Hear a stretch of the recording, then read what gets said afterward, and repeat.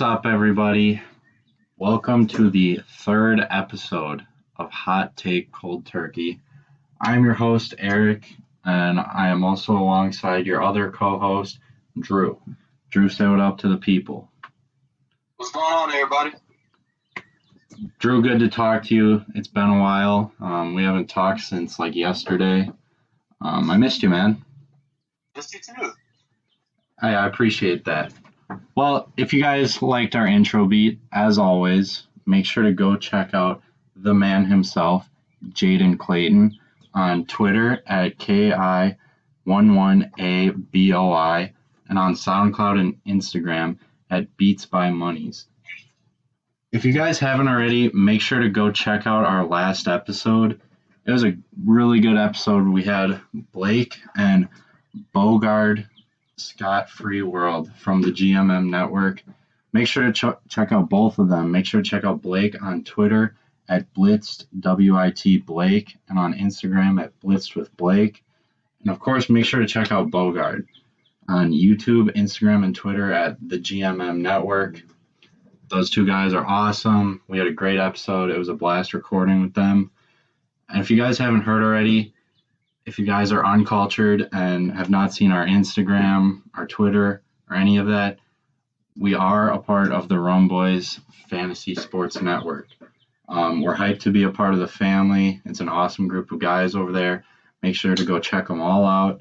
Make sure to check out Rum Boys on Instagram and Twitter at RumBoysNet with a Z, on YouTube at Rum Boys Fantasy Network, and on Sportscaster at Rum Boys. And check out the entire team over there at Rum Boys. Check out Gemo the Icon on Instagram, Twitter, and YouTube at JEMO the Icon. And check out Justin from Clock Management on YouTube at Clock Management Fantasy Football, on Instagram at Clock Management, and on Twitter at Management Clock. Justin's actually doing a cool thing right now on YouTube. If you go, you subscribe to him, and you comment on his YouTube videos, he's giving away signed jerseys. I think the one right now is a signed T.Y. Hilton Colts jersey. So that's pretty cool. Gemo actually won the last giveaway, which was a signed Mike Ditka Bears jersey. So it's pretty cool. Make sure to go check that out. He's got some awesome content. And of course, make sure to check out Monkey Knife Fight. Monkey Knife Fight is one of the best places for daily fantasy sports prop games. Check them out on Twitter at MKF and on Instagram at monkeyknifefight_. And remember, if you place a $50 deposit on Monkey Knife Fight, Rum Boys will match it up to $50. So if you give $50, Rum Boys will make it $100, just like that. So make sure to go check out Monkey Knife Fight. And of course, finally, make sure to check out us at Hot Take Cold Turkey on Instagram at hottake_cold turkey, and on Twitter at HTCT Podcast. And with that, Drew, I say we get right into it. Let's do it.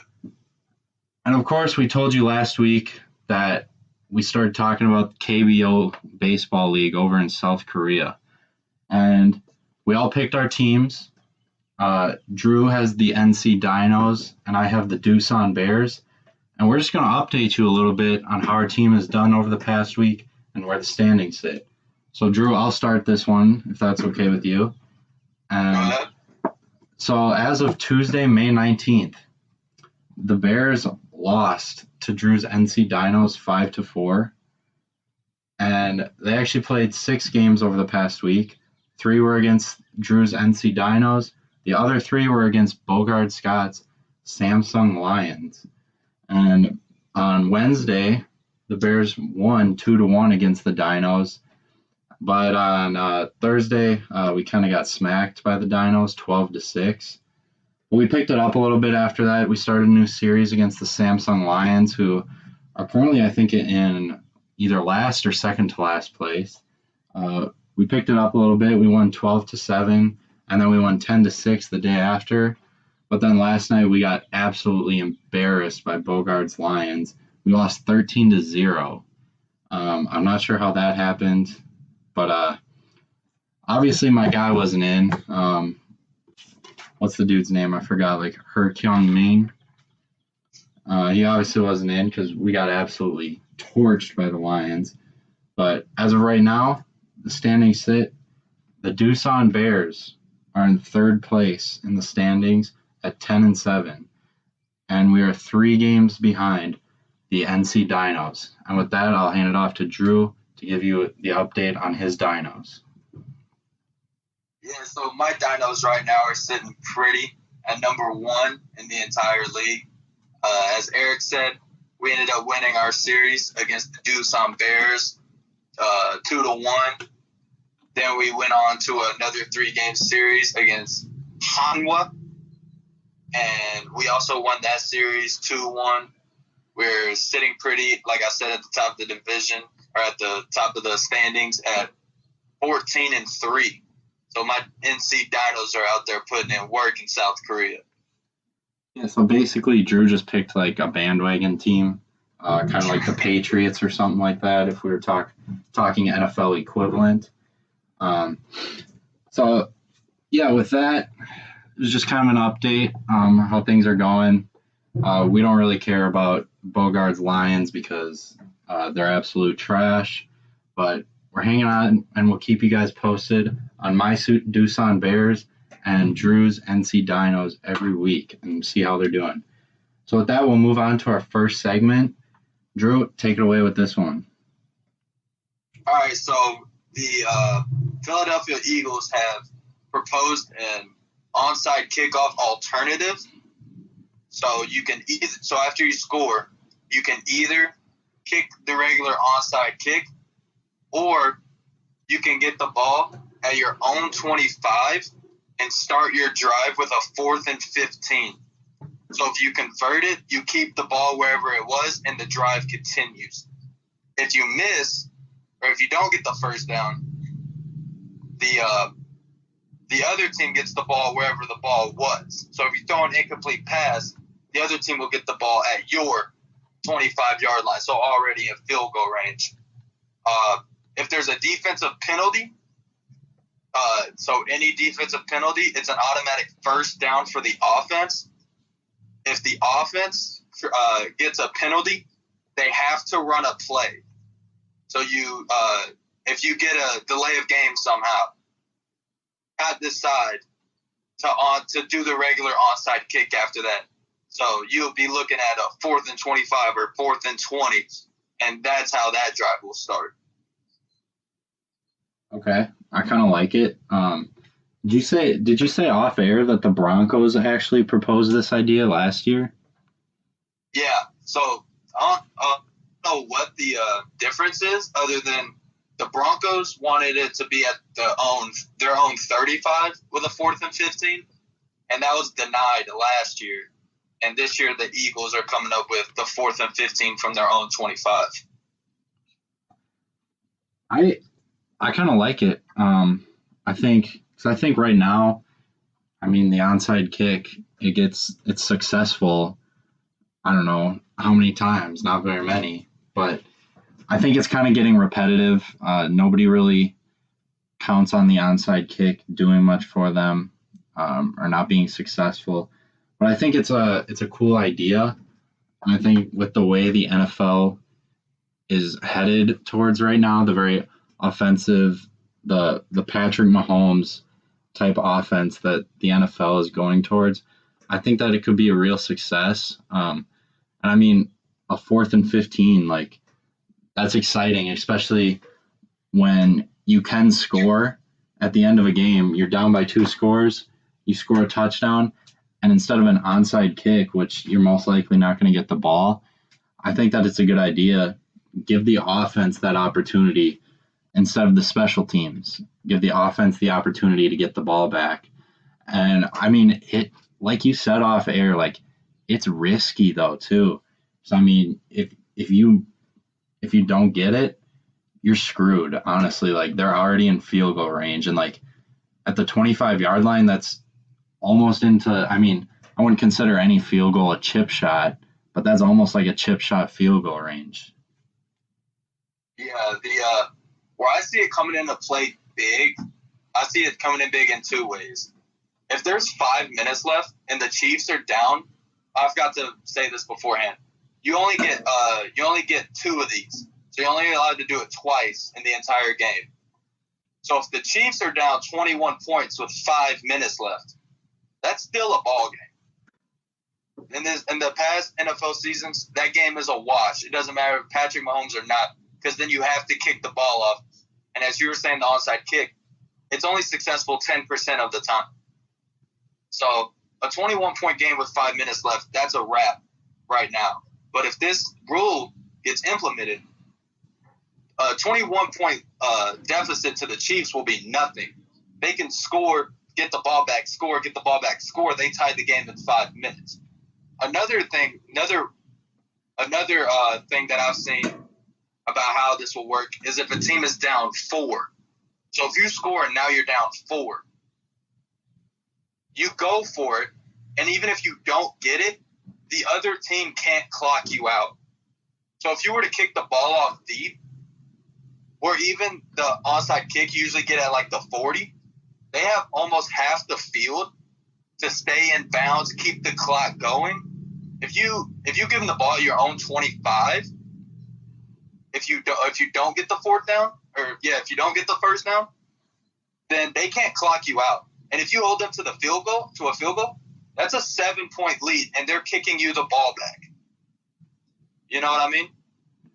Yeah, and did you say that, so if the offense commits a penalty, they can't say, oh, well, now it's turned into 4th and 25 instead of 4th and 15. So the offense, they can't say, oh, I guess we'll just kick it now since it's impossible. You said they're actually required, after that penalty, they're actually required to go for it still? It says here they have to run another play. So let's say it's early in the game and a team, let's say Patrick Mahomes gets hot, like his first drive, goes down and reads like, you know what, let's do it. You guys are hot. And they don't, and let's say they get like a holding call. They have to run another play. I don't know, but they might be able to punt it. So if you're worried about, a 4th and 25 at your own 15, you have to run a play. I don't think it specifies if that play can be a punt. So you may even be able to get out of that scenario with a punt. Well, I like the idea you said about if the defense commits a penalty, one defensive mistake on that one play could be an automatic first down, which could turn out to be huge at the end of games. Yeah, which leads me to go back to, the pass interference rule. Like, I watched a lot of football last year, and they started to try to review pass interference. I don't think a single one of them was overturned. I think they all stood the way they were. So if we have someone who is down 7 with a minute left and they have to go for this, are they just going to lob it up and hope that they get a flag for defensive pass interference? That way they get the first down and keep the drive moving? Well, if we thought pass interference calls were so controversial last season, if they would implement this onside kick rule and teams would take advantage of going for it on 4th and 15, basically, that's going to cause some controversy with pass interference calls. Oh, for sure.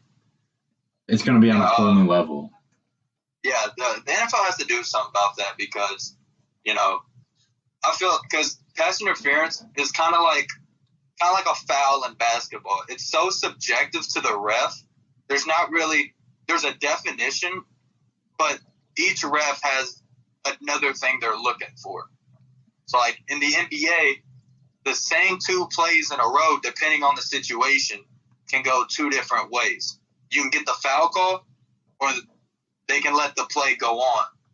So that's like the only difference between this rule and really any other rule in the NFL, other than like holding, is that, offsides, like that's a clear definition of what it is. But for holding and pass interference, that's subjective to the ref. So the ref could really help a team out by giving them a defensive pass interference or a defensive holding or a face mask call. to give that offense those extra yards and the first down. Well, yeah, and the same with the whole catch rule, like what's a catch and what's not a catch. I know they cleared it up a little bit over the past couple seasons, but it's still it's not black and white like some of the rules are, and like you said, it's subjective by the ref.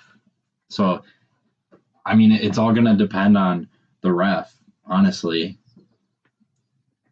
Yeah, I could see. I love this rule. I can already see like the drama coming with it. I really hope, for the most part, that the refs for this 4th and 15 are super lenient on like their calls, unless something is like blatant. But then that goes back to what exactly is blatant. Everyone is going to have their own opinion. Everyone has their heart in different situations. You know, if the Jaguars are playing somebody and, you know, the Jaguars get a bad call, I'm going to be hyped because I don't like the Jaguars. But Jaguars fans are going to hate it. And people who have, like, money on the game, and there's going to be a lot of drama, and there's going to be a lot of debates about it. And I honestly cannot wait for it. Oh, there's no doubt it's going to be 10 times more exciting than an onside kick. Definitely. I'm just before I found out that it was like you only get 2 a game, I was just thinking, I think everyone, when they hear about this rule, the first thing that pops in their mind is Patty Mahomes and Tyreek Hill, Sammy Watkins, Travis Kelce. Like, can you imagine if it was turned into basketball, make it, take it, and the Chiefs are just scoring, getting the 4th and 15, scoring again? I think that would be super fun. Yeah, I was the same way when I found out about the rule. I immediately thought of the Chiefs offense. Immediately. Yeah. And I think that for teams like, you said you can only use 2 per game. Teams like the Patriots offense under Bill Belichick, they have been known over the past how many years, they have been known for scoring right before the half and then getting the ball out of half and scoring again. Yeah. So they could take advantage of this rule. I mean, their offense is obviously going to look a little different this season and in the future here. But if they can take advantage of this rule, if they could score, say, with like a minute to a minute 30 left on the clock before the half, they score a touchdown. They could use one of their 2 chances on, instead of doing the onside kick, using this new onside kick alternative as the 4th and 15 play. If they would somehow convert that and then get any points, whether it's a field goal or a touchdown off of that, and get the ball after half, that'd be absolutely lethal. Yeah, definitely.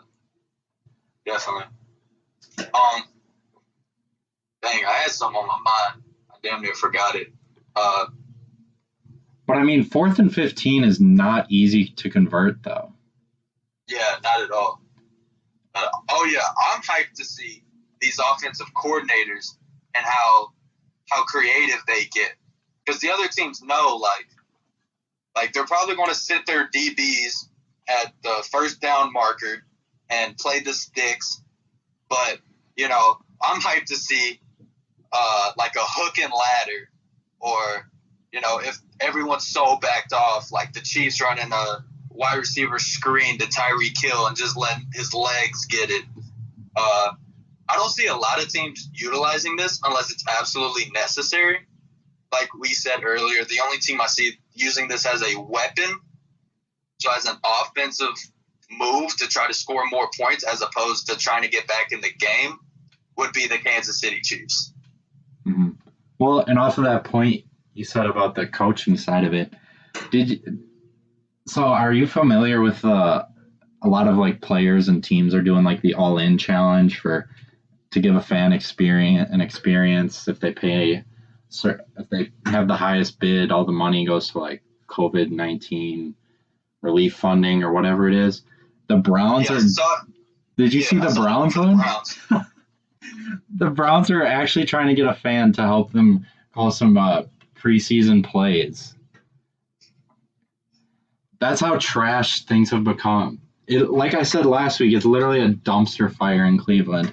Like, I can't believe someone would actually, because some fans, I mean, they think they know everything. They think they're top shit.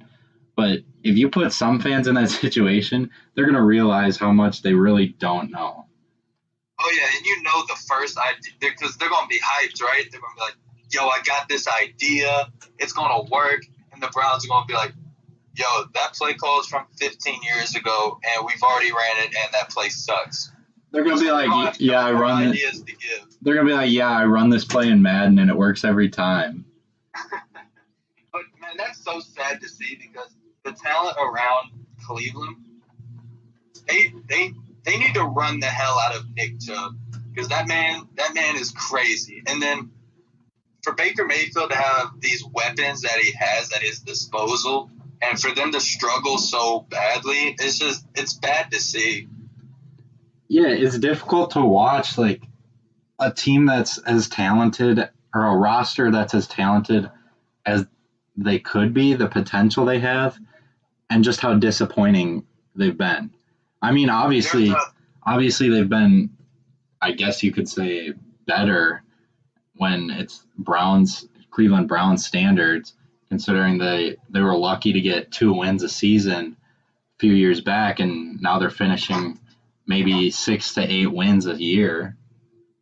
Yeah, but they were people in the preseason, they found out OBJ was going there. People were picking them to be in the Super Bowl. Oh, yeah. I think the Browns are the Dallas Cowboys of the AFC. Hot take or cold turkey? Their talented, like they're someone you would use in Madden, but there's just something there that doesn't click, and I don't think really anybody really understands why that is. Because on paper, just like the Dallas Cowboys, it should work, and they should be lethal. But there's just something about them that they just, by everyone else's standards, underachieved last year.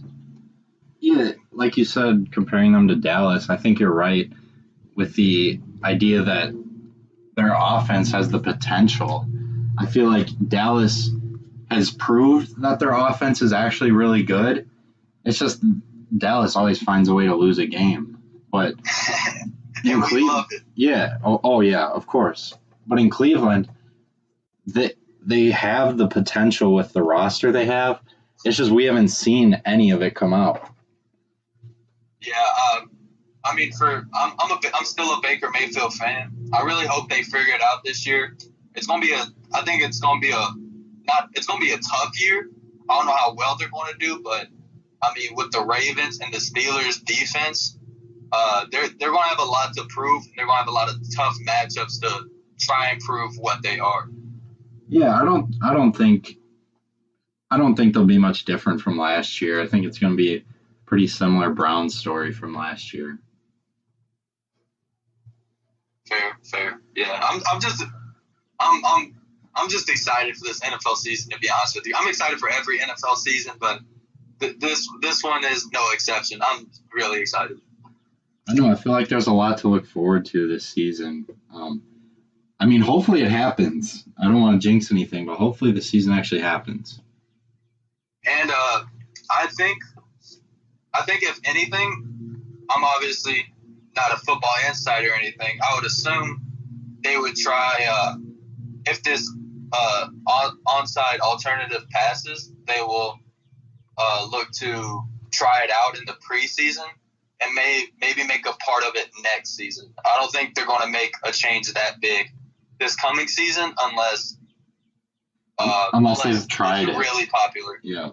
Well, because that's what they kind of did with when they moved the extra point back. It used to be at like the 2-yard line. Yeah. And now it's at like the 15 or something like that. But yeah, they tried it in a couple preseason games and then implemented it like the following season after or whatever it was. And I mean, you can see it's already had an impact on the NFL with missed extra points, and it makes things more interesting. And I think if they try this onside alternative with the offense, the 4th and 15, I think if they try it this preseason, maybe next preseason, and then implement it in the, let's see, the 2022 season. I don't know. I think it could make things pretty interesting. Oh, it's gonna be very fun. And do you think, real quick, do you think this is the beginning of the end for kickers? Hot take or cold turkey? I mean, I don't know. I don't know. It seems like they've been trying to, like, an onside kick, that's like a specialty to have. Mm-hmm. That's like part of the reason why you would sign a kicker is, they're accurate and they're good at onside kicks, And if we get rid, because I would assume not a lot of teams would try an onside kick with this new format. Yeah, it could be the beginning of the end for kickers. Yeah, I guess that brings up a question. Would they still give you the option for an onside kick? Like if a team is just has an absolutely dog shit offense. The Bears. Exactly, like the Bears. Shout out our roommate Andrew Nera. Could they still give the option? But I mean, I guess the Bears, like, they don't have a kicker either. So they're in a pretty... Yeah.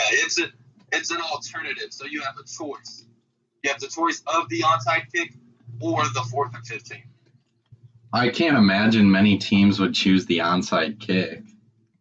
The only team I would think that might do it, I believe Young Ho Koo of the Atlanta Falcons got a couple of them last year. Yep. So maybe if their offense is stalling like that game, maybe Julio Jones is hurt or something, maybe they try the onside kick. I don't know another team that would try it. I think I'd see a lot of maybe surprise onside kicks, maybe like line up to kick it deep and maybe try to squib it short and try to recover it. I mean, that was as exciting as onside kicks have gotten. Yeah, definitely. Is when they catch you off guard like that. But yeah, overall, I think this could be a really good fit for the NFL. But I think even more so for the fans, it's going to add an extra. It's going to be an opportunity for more points to be scored in an NFL game. Yeah. And I mean, in today's NFL, like, everybody wants the high-scoring, flashy offenses. Yeah. Well, Drew, I'll let you run with our second segment. Yeah, so the NBA right now is looking to host all the games and all the teams for housing and all the practices at the Walt Disney Sport Complex to continue the NBA season. And I would assume it would be similar to an AAU situation where a team would play in the stadium and, all the other teams would be there watching. And I think it would be a fun environment with everyone there in the same place, all ready to play. The only thing is, I don't know. I wouldn't think that the playoffs would start right away. I would assume that I don't know if they would finish the regular season they had scheduled. They may do like a shortened NBA regular season so that way they could get to the playoffs. And I think that'd be very exciting just to have NBA basketball back. Yeah, and I feel like if they come back in July, you would have to play some regular season games. You can't just throw the team back together and then start the playoffs. Yeah, well, allegedly, practices are going to start back June 15th, and then sometime in July they'll have the NBA. The regular season will start back up again. So I'd give teams around a month to get familiar with each other again, get back in the swing of things as far as, getting that team chemistry back, knowing the plays, knowing what everyone's supposed to be doing. Well, and have you been to the ESPN Wide World of Sports? I have not, unfortunately. I mean, I was there a few years ago, and it's an awesome place, but man, would it be different because that gym that they're talking about, yeah, like you said, it's identical to what AAU basketball would look like. It's a bunch of courts separated by the nets they pull down from the rafters. It would be insane to see NBA players on that court. I think it'd be fun to watch. Like, let's say the Oklahoma City Thunder are playing, right? And you'll have the Lakers watching them and watching like LeBron cheer for Chris Paul and get hype when he does something cool. And they're basketball players; they love basketball. So if like a game winner happens, everyone in the arena is gonna be going nuts, and it's gonna be their peers. I think that'd be really cool to see. Damian Lillard hit a buzzer beater, and LeBron, KD, and everybody is just like going hype over there on the side, just watching basketball. Yeah, I think that would be so cool if they have players from other teams just chilling in the stands watching the games. I think that would be so cool. Definitely. I think it would build because the NBA has kind of shifted from like the bad boy Pistons don't shake the other team's hands. Michael Jordan telling his teammates he's the enemy, like don't talk to him before the game. I think it would, and now the NBA is all buddy. I think it would do even more towards that and make it more of a brotherhood than what it has been. By people just chilling out, maybe teams are sitting together, talking, old teammates getting back together and hanging out, before the games. I think it would be very friendly, but then also very competitive. Yeah, it would remind me of like in high school when you're on either JV or varsity and you played and then either varsity or JV played after you and your whole team would just sit there in the stands and watch them and hype them up. Yeah, definitely. I know that's how we do things at Marion. Definitely. And, with the NBA season, the East, depending on how they do this, the East standings are pretty much like decided. Washington is the 9th seed right now, 6 games behind Orlando. If there's only 20 games, I mean, Washington would have to go on quite a run, and Orlando would have to lose a good amount of games to get in.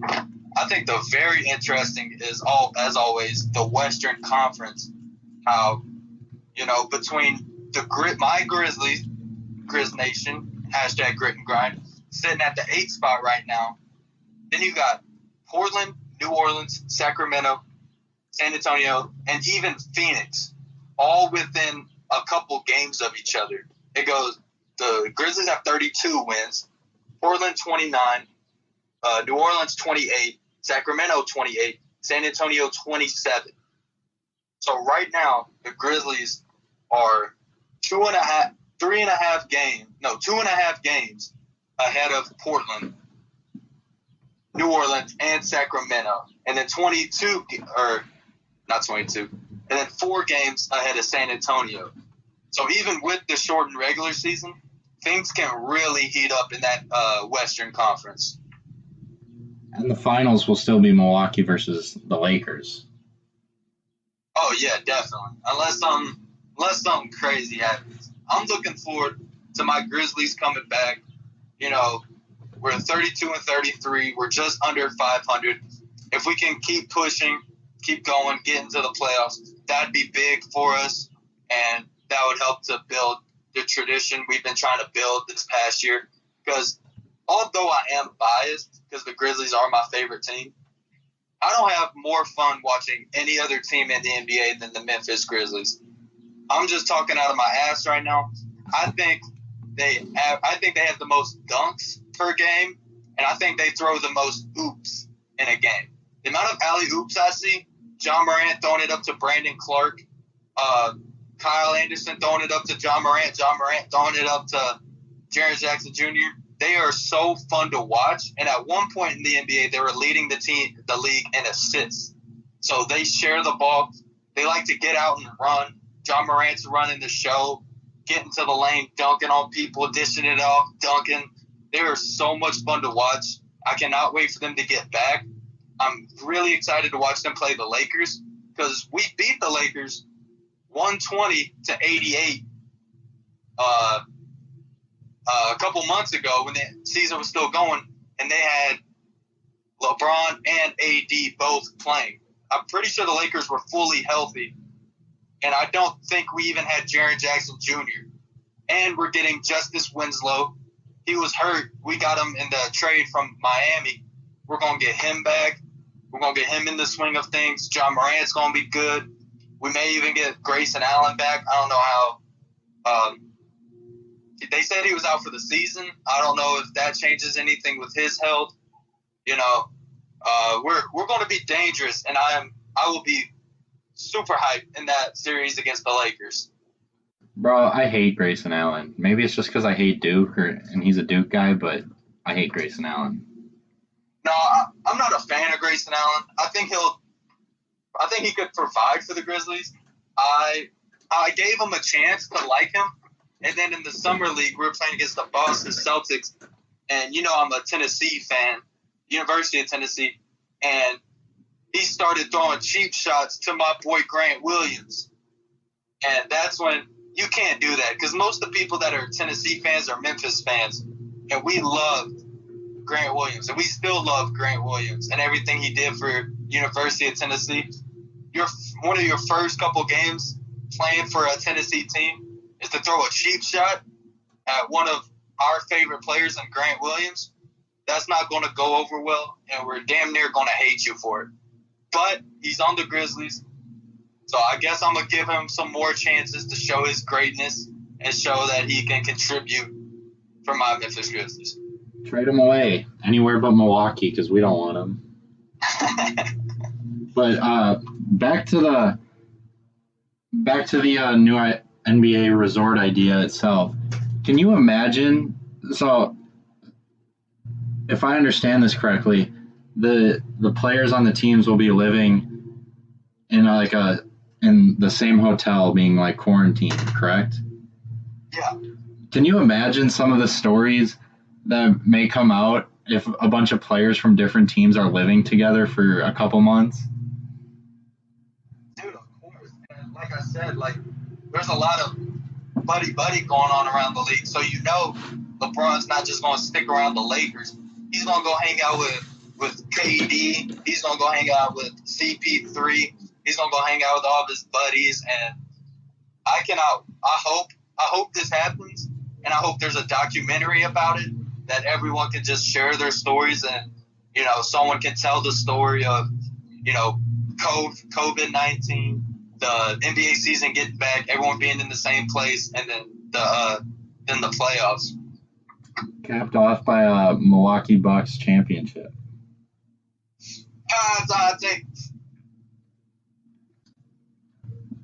But we can talk about that once the NBA season gets back. All right, fair enough. I guess we'll save it. Anything else you got on that? Yeah, do you think, to try to limit, the spread of COVID-19, do you think it would make sense to have only the teams that are in playoff contention go? Like the Golden State Warriors, they're 15-50. They're not making the playoffs. Hey man, you never know. 19-45, they're not making the playoffs. Do they even come and that would be that would lead to more coronavirus being spread, more possibility of that happening. Do they stay back, or are they obligated to finish out the rest of the season with the rest of the NBA? That's actually a good point. I didn't really think about that, but I think it would be definitely an idea they would consider, because obviously they're looking out for the health and safety of the players and the staff and everything. And when you really don't need to how many players and staff members would be on a team, would you say? Oh, jeez. Rough guess. You have at least the 15 players on the roster, and then you have at least 4 or 5 players that are just practice players and they don't suit up, or injured players that still sit on the bench. So what, I'm like sure each team will bring their own trainer. 35? You got all the different kind of coaches and media. Well, I mean, without the media, I'm more thinking of like the players and coaches, more of like the actually required positions. But if you, like you said, the Golden State Warriors, if you don't need them there, I think it's in everybody's best interest to just go without them, because, I mean, and plus, who's going to really watch any of those games where Golden State's playing? I mean, Well, that's the thing. Steph Curry's back. yeah.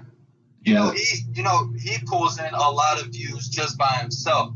And there's some speculation. I don't know how accurate this is, but it's speculation that Klay Thompson will come back. And I know people love watching the Splash Brothers. So do you bring them on for ratings, or are they so far gone you just say, stay healthy for the next season? I think, well, because the thing that would screw this all up if you didn't bring them is you'd have to basically completely reschedule the last 22 games of the season or whatever. Yeah. Because you can't play a team that's not there. Yeah. No, I don't think they're going to play the 22 games anyway. What I would assume they would do, I assume they're going to bring everyone.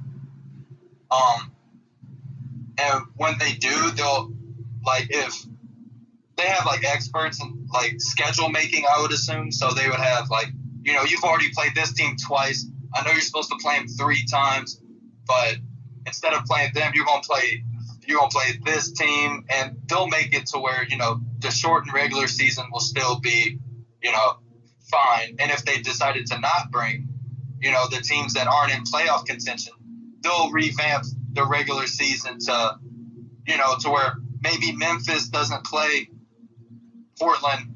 Maybe they were only supposed to play once for the rest of the season. But maybe since they're in, like, the battle for the 8th seed, they may play them twice or 3 times while they're revamping the schedule. Yeah, and I mean, I think that you most definitely have to revamp the schedule if you do that. But yeah, you'd most definitely have to redo the schedule, but you can't drag the season out too much longer, because you got to start thinking about next season as well. And exactly. if you don't bring some of those teams, you could cut down the schedule into 22 games. You could cut it down to, who knows, maybe 15, and just get that much closer to the season being done with and looking forward to next season, because this season could start to impact next season as well. Yeah, definitely. Especially if there's, like, depending on how they decide to do it, if there's just one court, or like what you were saying, if they split the courts, I mean, that's only, usually you have like 6 games going on in a single day, like overlapping each other. But with this, if a game goes into triple overtime, that's going to affect the games after that. So it's going to take a long time for each team to get on the court. That's why they split up March Madness into, like, they start at 8 different locations, so that way it doesn't take forever for each team to get on the court and play. Yeah. But I mean, I feel like the NBA resort idea, it kind of reminds me a little bit of the Little League World Series, obviously at a more professional level, but just all the players living together in one place. Obviously, it's going to be different because these are grown men compared to 12 and 13-year-old kids.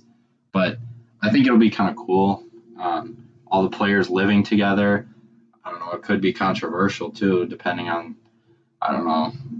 some of these players or how things go.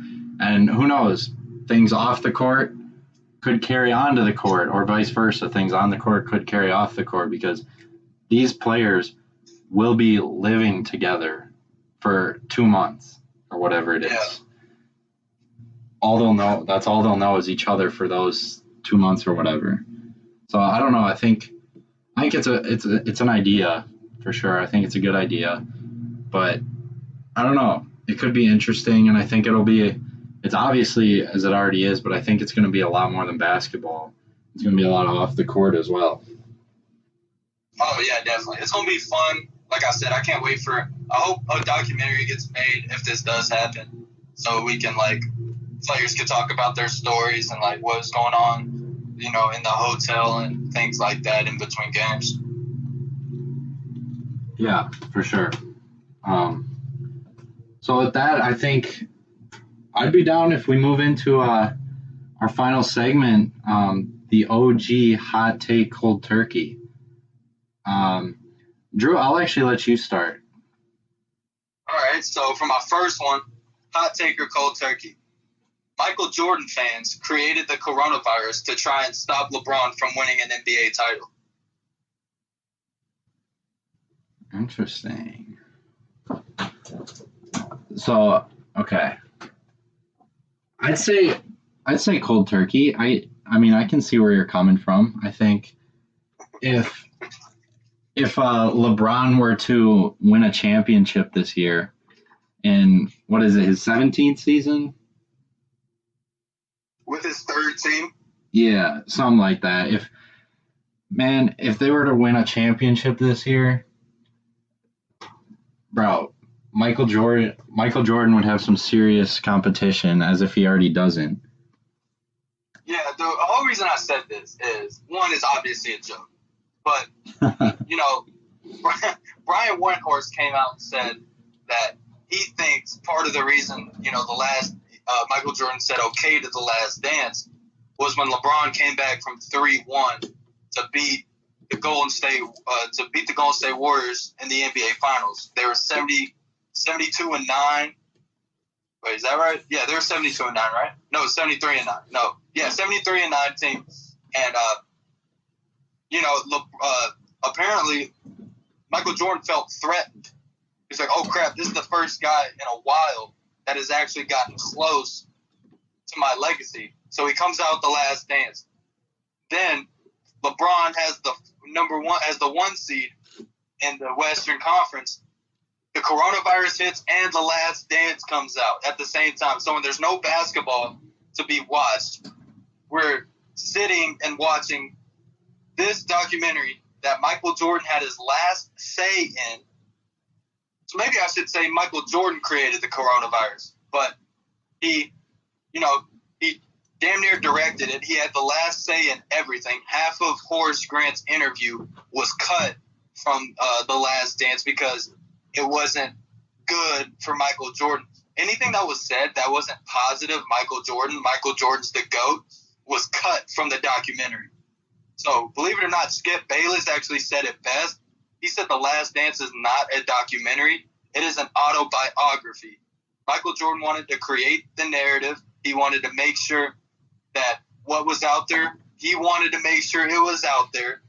And he wanted to try to remind everyone, hey, I know LeBron is the greatest player in NBA history, but don't forget about me winning 6 championships, Yeah, it's definitely right now, it's all about Jordan.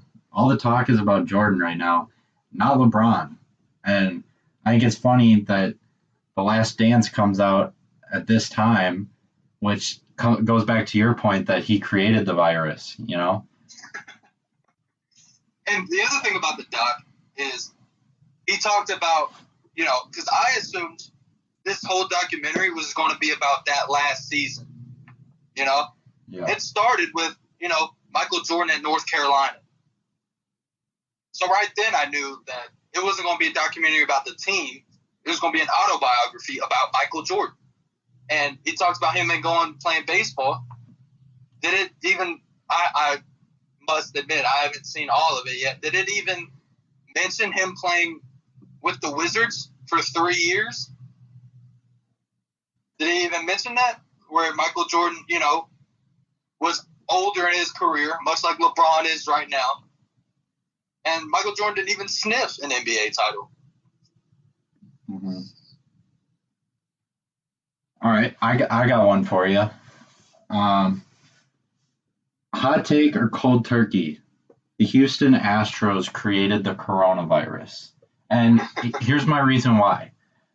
Because somehow, so obviously the Houston Astros cheated, and nobody likes them besides Astro fans who make me sick. But obviously, anywhere that Houston went this season, any away game, they were just going to get absolutely torched by fans for cheating. Maybe even some players, who knows? But hot take or cold turkey, the Astros created the coronavirus so that the MLB could not have fans in the stands to torch these players. Cold turkey. Because even though the fans would give them a lot of shit, and I'm sure they didn't want that to happen, that's why they got together with Michael to create the coronavirus. If I remember correctly, weren't there preseason games being played? Yes. Before the coronavirus? Yep. And pitchers were throwing at Houston Astros, right? Yeah, I think Houston was like the most hit by pitches in spring training. So yeah, maybe they could take the physical pain of getting balls thrown at them and getting that free base, but maybe they can't take criticism. Maybe they don't have the mental toughness to be able to take all the shit talking from the avid MLB fans out there. Oh yeah, I think they were scared from some of the fans. I mean, I could not wait to just watch those like primetime Sunday night baseball games, and just that the Astros were playing in, and to just see. I mean, you know how when you watch a game once in a while, especially baseball, since it's kind of quieter with less fans than like a packed football stadium, you can sometimes hear like a fan yelling something in the background all the time. And with the Astros, you would hear that every single game. You would hear the funniest stuff being said. Yeah, I kind of wanted to go to a Brewer game when the Astros are in town just so I could try to shit talk. Yeah. Get like a seat. I bet is the highest selling tickets right now is the Houston Astros away game sitting behind the away dugout. I guarantee, like, home Yankee games behind home plate, fuck that. Everybody wants to sit on the away dugout side of the Houston Astros so they can give their 2 cents about what they think about it. Well, yeah, and people all over the stadium, every trash can they would see, they'd be banging on trash cans, and it would be hilarious, man. And when, like, it'd be funny to see, like, the Houston Astros win and everyone having to shut up. That would be annoying to see the Astros win now, but I mean, on a serious note, like, it's sad to see this, man. Like, before I knew all of this cheating scandal, bro, I was a fan of the Astros, man. Like, I liked what they had going on in Houston. Like, I was a huge Altuve fan. I was never really a Carlos Correa fan, but I was a huge George Springer fan. I thought he was awesome, but it's just sad to see this, man. Honestly, I mean, baseball's already a dying sport, unfortunately, but I don't know. I think maybe on a positive note, this scandal kind of brought baseball back to the surface a little bit. Oh yeah, it goes back to the saying that all publicity is good publicity. People are maybe gonna, let's say, if I remember correctly, I don't watch a lot of baseball, so my apologies for being incorrect if I am, but if I remember correctly, the Marlins had like trouble like getting fans to come to their games. Oh, yeah, bro, their stadium's empty. Yeah, so can you imagine if, like, let's say if there's some avid baseball fans who just don't like the Marlins living in Florida will go to the Marlins games when the Astros are in town just so they can shit talk the Astros and hopefully see them lose, Oh, the Marlins would sell some serious tickets if the Astros came to Miami.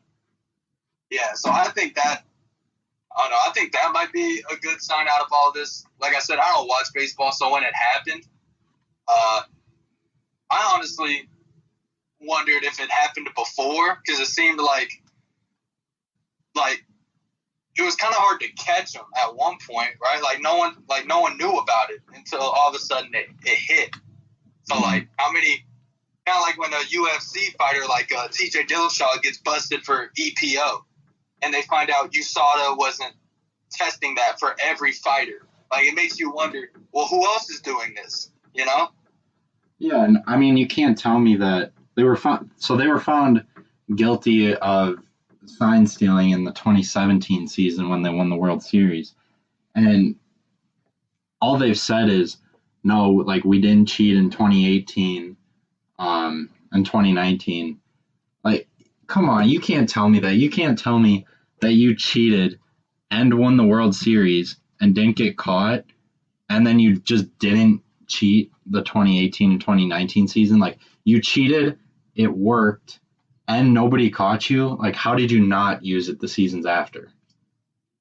Yeah, good point. What year was it when I believe it was Altuve was like he had just hit a home run and they're about to dump water on him and he was pointing to his chest and he was like don't get me wet, don't get me wet. Oh yeah, that was the 2017 playoffs when they won the World Series. Oh, that was it? Oh, okay. Well, yeah, go ahead. And then it didn't come out that they cheated until when? Honestly, like a few months ago, it's all because of a dude on Twitter. A dude on Twitter spoiled the party for the Astros. So yeah, like you said, it makes no sense for them to cheat, get away with it, and win in 2017, and then they don't get caught until basically 3 years later, and they're like, "Oh yeah, we stopped in 2017 after we won the World Series." Like that don't make any sense. Well, yeah, and I mean, you look at. I know we talked about it a little bit, in the Blitz with Blake podcast, but you look at some of the numbers for the Astros home and away in the playoffs. Some of those guys were batting like 350, 360, some outrageous numbers at home, and then on the road when they are not able to cheat because it's not their home, they're batting like 130 and stuff like that. It's just the numbers are insane. It speaks for itself. Yeah, that's fishy for sure. All right, so I'll actually lead into the next one. Okay, so before I say this, I should probably explain a little bit. So we are currently recording on Sunday, May 24th. Here in Wisconsin, it's 1:23 right now, and at 2 o'clock, there's a golf tournament, I guess you could say, where Tom Brady is with, did you say Phil Mickelson, and Peyton Manning is with Tiger Woods, correct, Drew? Yeah, I believe those are the teams. Okay, so that'll take place. That starts in about 35 minutes from now. So we're going to talk about it a little bit here. By the time you guys listen to this, the tournament will be over and you'll be able to see how our takes were. But hot take or cold turkey? Tom Brady will be better at golf than Peyton Manning. That's a hot take, my friend. My only reason I haven't seen any of them play golf is that Peyton Manning has been retired longer.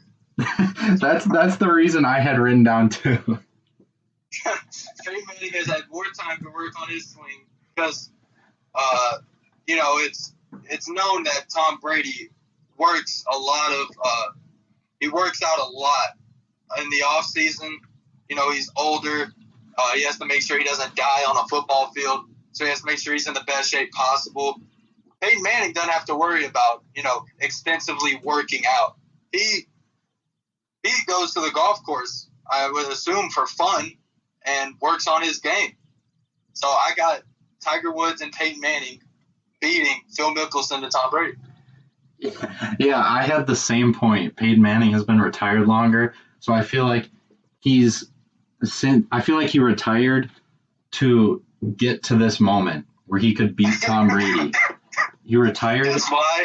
He retired, and he's like, "Hey, I'm gonna ace my golf game for these next few years, just so I can beat Tom Brady in golf." So he's like, Peyton Manning's like fuck, Eli Manning beat Tom, my brother Eli beat Tom Brady 2 Super Bowls.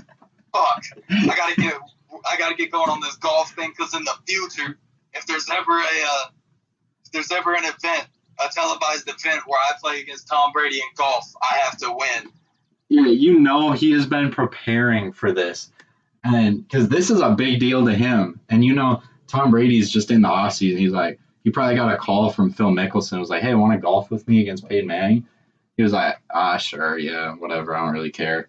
And the only thing that worries me that Tom Brady could be the better golfer is that Tom Brady, unfortunately, because this is an anti-Tom Brady, anti-Patriots podcast, so unfortunately, Tom Brady's just good at anything. Like, you put him in a sport, and he'll find a way to at least be a decent athlete in that sport. Yeah, I think he has a clutch factor too that might ruffle our feathers a little bit. Yeah, for sure. And I mean, I don't know much about the Manning family as far as how good of golfers they are, but I feel like his dad, Archie Manning, I don't know, he's probably been in the golf game for a while. He seems like the classy golf guy, So I feel like he's given Peyton a few tips and pointers to his golf game, because the Manning family altogether, they just want to beat Tom Brady. So yeah, I think that it's like the Avengers against Thanos. Yeah.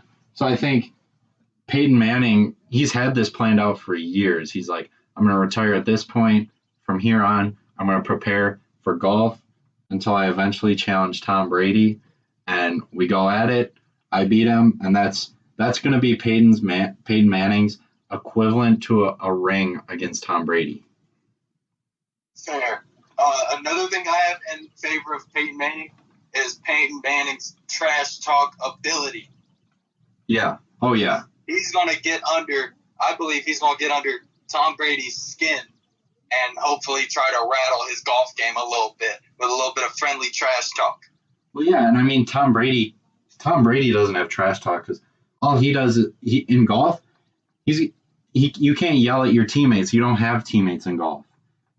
I mean, yeah, it's all your fault. Yeah, or you can't yell at refs, because there's no refs in golf. So I feel like when I watch this, Tom Brady may look a little lost. He's going to hit a bad shot. He's going to look around. He's going to be like, okay, who do I yell at? Because it's going to look super bad if he yells at Phil Mickelson, because he's a golf icon. But I mean, I also think he doesn't really care that much, because I saw an interview.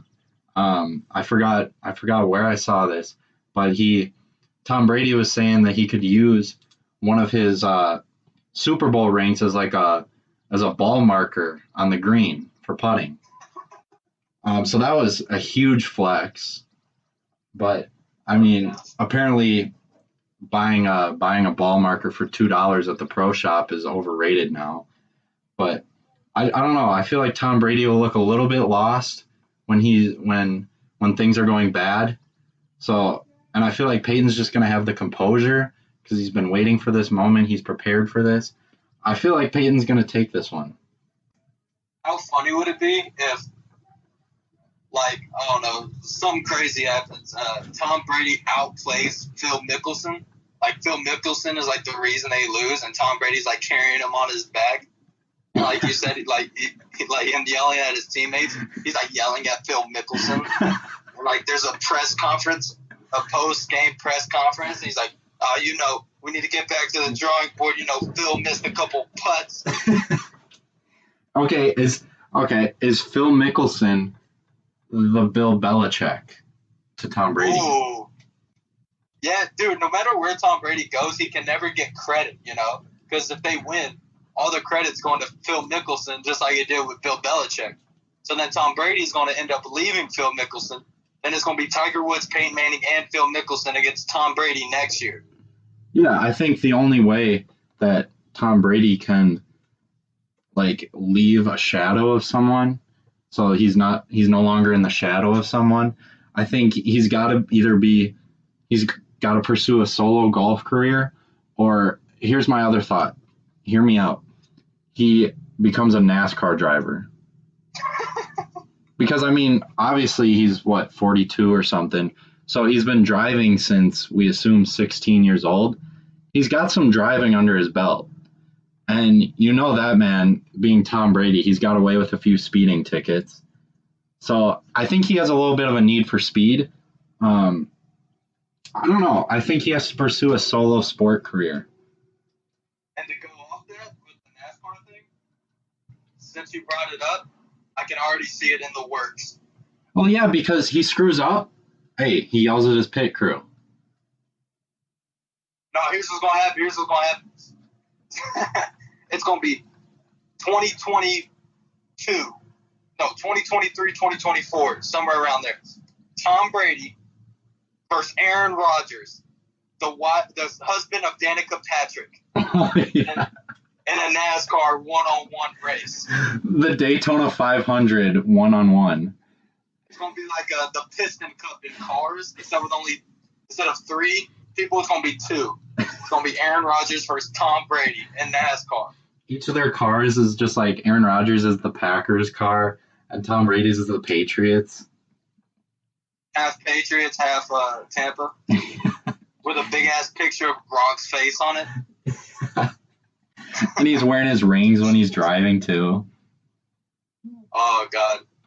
Now, who do we talk to about this, Eric? Because we can already see the writing on the wall. We just want to get a jump start on it. Should we hit up NASCAR about it?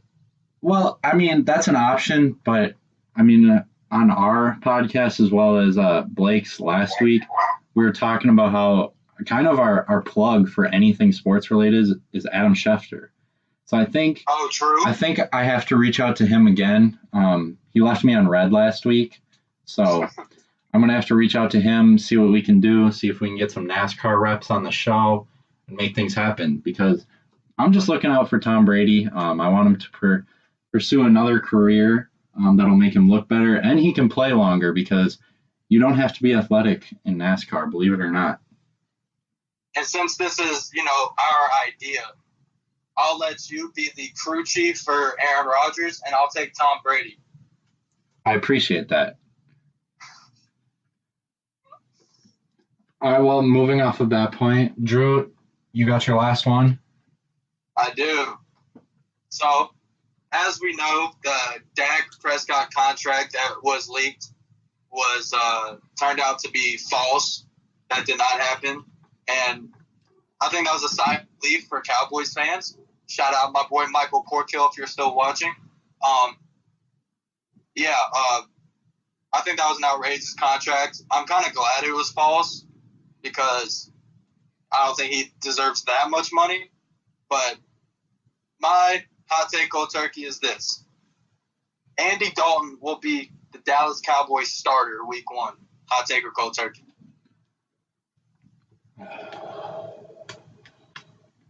I think, unfortunately, that's going to be a hot take.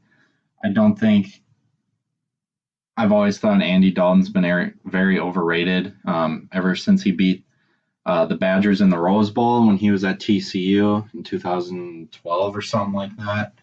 But, yeah, I mean, unfortunately, I think Dak is the better quarterback. But, I mean, so I've seen numerous things about the contract rumors, and I've seen numerous reliable sources say it's true, and I've seen numerous reliable sources say it's false. So, honestly, I'm at the point where I don't really know what to believe. Okay. I think it's cold turkey. I think Dak Prescott feels disrespected by the Dallas Cowboys that he didn't get a deal done last year, the same year, or the same time period where, Carson Wentz and Jared Goff both got paid. I'm pretty sure they got paid their 4th year in the league, and I'm pretty sure last year was Dak's 4th year in the league. So he had to go out and play without a new contract. And I think he's now punishing the Dallas Cowboys by telling them, you waited this long to sign me. Well, here's the money I want. And I think Andy Dalton, I've always thought he was good, especially with this Cowboys roster that they got. I don't see why Andy Dalton couldn't challenge the Eagles for the division. I think Andy Dalton's in a good place. I think Dak Prescott wants too much money that Jerry Jones ultimately I don't think he will give him. And I think he's gonna sit out, maybe hold out like Zeke did, and they're gonna roll with Andy Dalton week 1. And if they do well, I think that's gonna be Dak Prescott's biggest fear. Is if Andy Dalton starts off 3-0, and Jerry Jones is like, we're paying this dude $3 million. We're not gonna give you $30 million a year when we're winning football games. But if Andy Dalton starts losing games, then I think Jerry Jones is going to go to Dak and give him the money that he wants. So I see Andy Dalton starting week 1 and Jerry Jones rolling the dice with him, and however he does, then they will negotiate with Dak based on Andy Dalton's performance. That is a hot take, my friend. So you said, what if Andy Dalton starts 3-0 with the Cowboys? What do you think happens to Dak? Do you think he just stays as a Cowboys backup quarterback?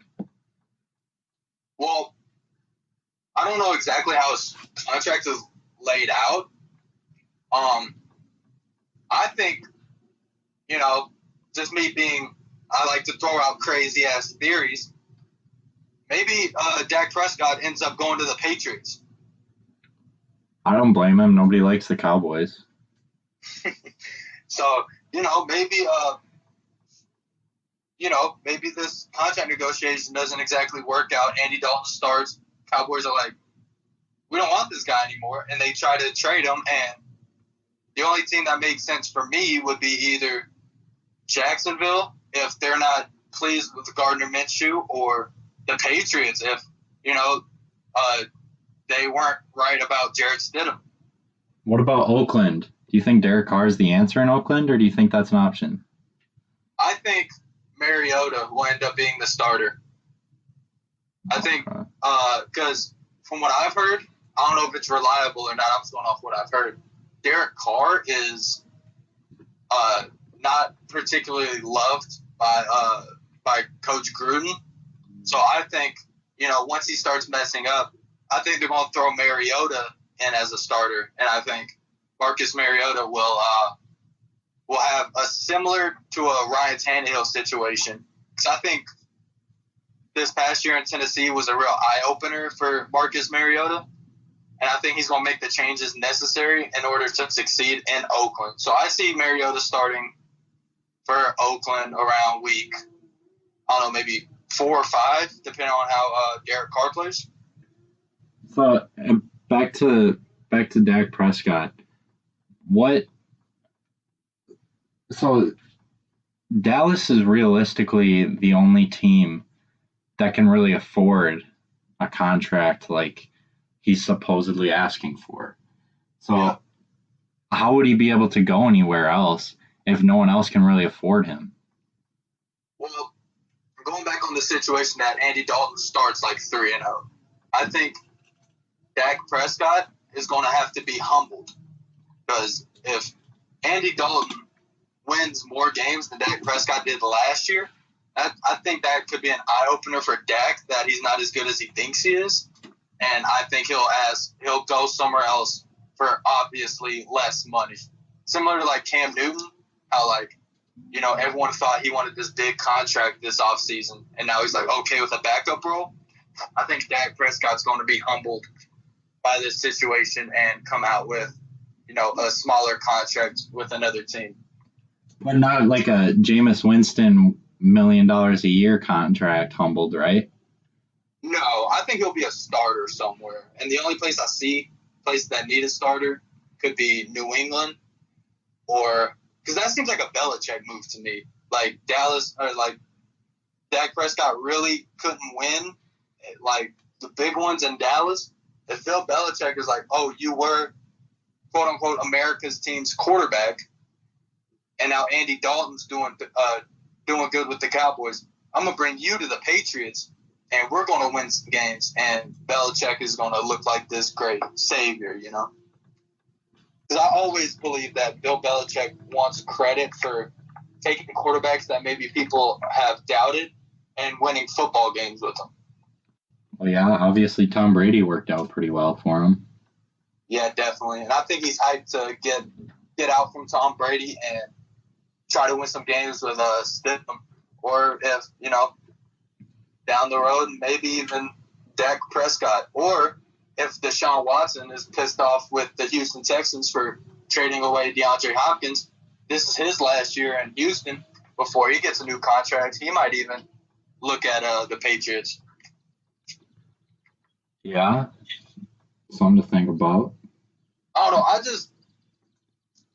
I can't really see Stidham starting for the Patriots for long, unless, of course, he does well and Belichick's just like rubbing it in everyone's face that he's doing well with this quarterback everyone doubted. I don't know why New England's a desirable destination, but I kind of feel like it is. So I feel like there's going to be a top quarterback that goes to New England that we don't know about right now. Do you think it'll be Cam? I want Cam Newton there. I think that'd be a good fit for him. I don't think he would fit like the culture at New England. Like I've said on other podcasts we've had, I want him to go there. I think Bill Belichick wants a quarterback like Stidham right now, and unfortunately, Cam Newton I don't think will have a job by week 1 of the NFL season. Which is unfortunate because I think he has the potential to, obviously. Oh, yeah. I don't know why Cam Newton's being so slept on. I thought he was playing well before he got injured. It's just a messed up situation that he's in right now, and he's going to keep working out, and I see him, going somewhere like if a quarterback gets injured, they bring in Cam Newton. Like I would have said the Philadelphia Eagles, but since they got Jalen Hurts, because we all know Carson Wentz's injury history, but now they got Jalen Hurts to back him up. So, and then the other place that I've always said I think Cam Newton could go is San Francisco. If they're still pissed off at Jimmy Garoppolo about that missed throw in the Super Bowl, and maybe he plays poorly. They bring in Cam Newton. Bogart clarified that they can't get over that missed throw. Yeah, I mean, yeah, if he missed that throw, and if he comes out playing poorly, then why not bring in Cam Newton for like a small deal and kick Jimmy G to the side? Yeah. So I don't know. Cam Newton to San Francisco is interesting to me if Jimmy Garoppolo isn't producing the way that they want him to. Man, there's some crazy things that could still happen this offseason. Oh yeah, I think this.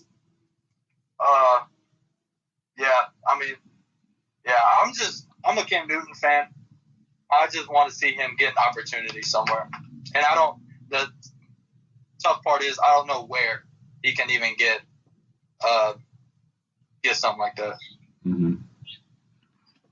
For sure. Well, I thought this was a pretty decent episode. I hope all you guys enjoyed it. Drew, we need to come up with a name for like our audience or our fans. You know what I'm saying? Like, I feel you. We can do that off air. I'm just proposing one. What if we call them the Turkeys? The Turkeys. Like, shout out all of our turkeys, turkey gang, whatever.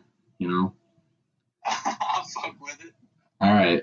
For now, we'll call you guys the Turkeys. If we think of something else, we'll let you know, of course. But we appreciate the entire Turkey gang for tuning in. Of course, make sure to check out Jaden Clayton on our outro beat. Make sure to check out the entire Rum Boys family. We are absolutely hyped to be a part of the family. And of course, make sure to check us out on Instagram at hottake_cold turkey and on Twitter at HTCT podcast. And who knows? Sports are coming back. Make sure to drop $50 on Monkey Knife Fight, and Rum Boys will match it and make it $100. That's all we got for you. Drew, say peace out to the turkey gang. Hey, my turkey is gobble gobble. I'll see you guys in the next episode. All right, for sure. All right, peace out, everybody. Thanks for listening, and we'll see you the next episode.